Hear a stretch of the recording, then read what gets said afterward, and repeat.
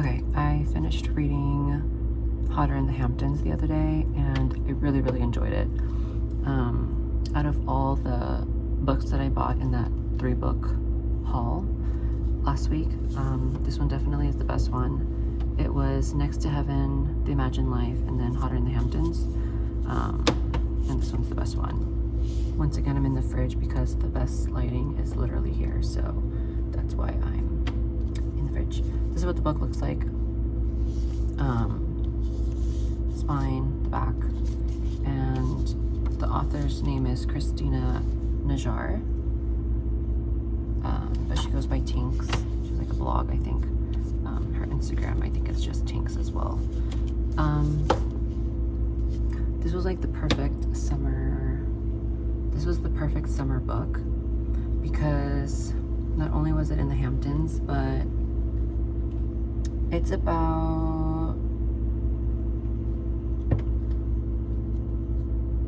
pretty much about like discovering yourself and identity, a lot of that.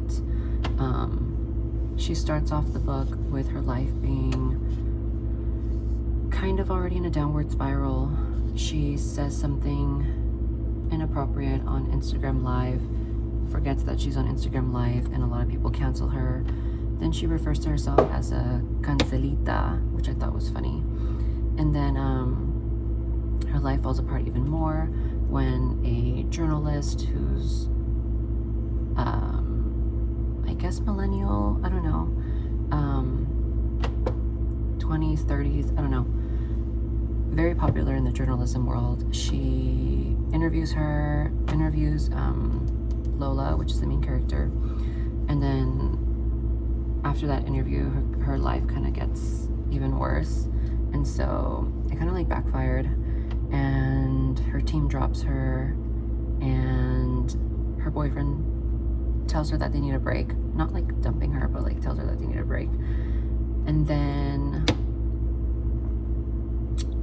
that happens, and then so she's like, I don't know what else to do. I don't want to just wallow in my despair. So she goes with her gay friend Ryan to the Hamptons, and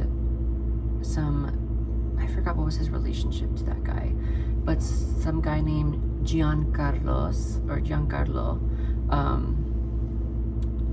is offering Ryan his place to stay for the summer. He needs someone that he can trust to watch over it, so he trusts Ryan to do so.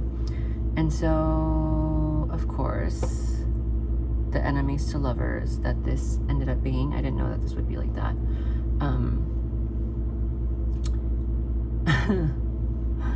The journalist's name is Allie Ray Carter, and Lola refers to her as ARC all the time, which is so funny.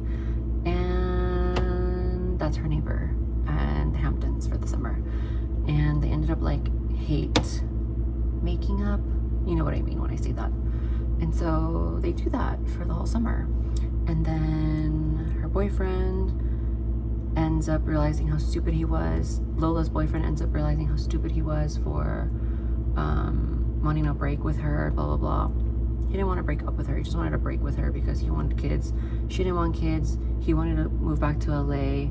They're living in New York, and she wanted to stay in New York. She felt like she had more purpose there and really had no vision of moving out of New York. And so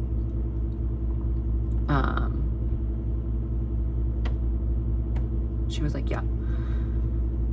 And so what ended up happening was she ended up self-discovering herself kind of on the trip. I feel like I don't want to spoil that. Like it's about self-discovery, and then at the end realizing that you kind of don't need to be in a relationship with someone, especially if you're not ready, or especially if you don't feel like you know yourself, or feel like you're not secure in who you are, but like if you don't truly know yourself or are happy like alone. She kind of just jumps from relationship to relationship, so all these relationships kind of took the power away from herself that she forgot she had. And she realizes this at the end, and I kind of wanted to say more, but I kind of don't want to spoil it. Like, you kind of have to read the journey. It's so fun, and it's totally the vibe, like the rich, wealthy vibe that like I love to read about in books.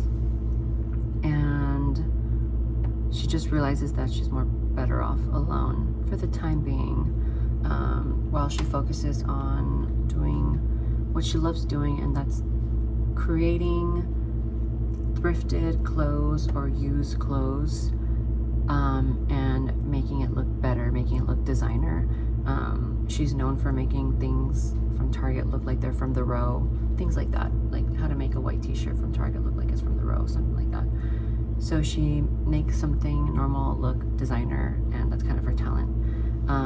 So she bought a sewing machine and she started getting back into that, which was her passion. And Allie Ray Carter, which was a journalist that interviewed her, kind of told her that she's an influencer now and gets everything for free. So she kind of like lost herself in who she is because she gets everything for free now. There's no passion in anything.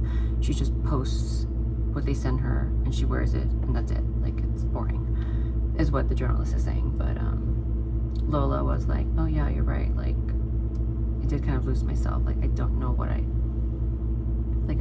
I don't do that stuff anymore, because she used to love, what is the name of that? She used to love like making something old, making something new, making something old, something new. So that's kind of the basis of the book, and I really enjoyed it, and I thought it was really good. It's I would say it's an LGBTQ book. It's definitely friendly for that, but I feel like it's more about self-discovery, because even though Lola doesn't define herself like that as her identity, she doesn't do labels. She just is attracted to attractive people. So I'd say she's more like fluid, but she still doesn't want to have like any labels to it. And that was like the first girl that she was ever with, so definitely enemies to lovers. And it somewhat felt natural and definitely possible, because some of these enemies to lovers tropes do not feel very believable. Like, they're very like, I know like in a book you can do whatever you want, but it still felt like not realistic at all, which is fine because like, who cares, but whatever. So I would recommend this one. It's really, really good. What else can I say about it? I don't know. I really liked it. I really, really liked it. And I don't know why I feel like showing the inside of the white cover.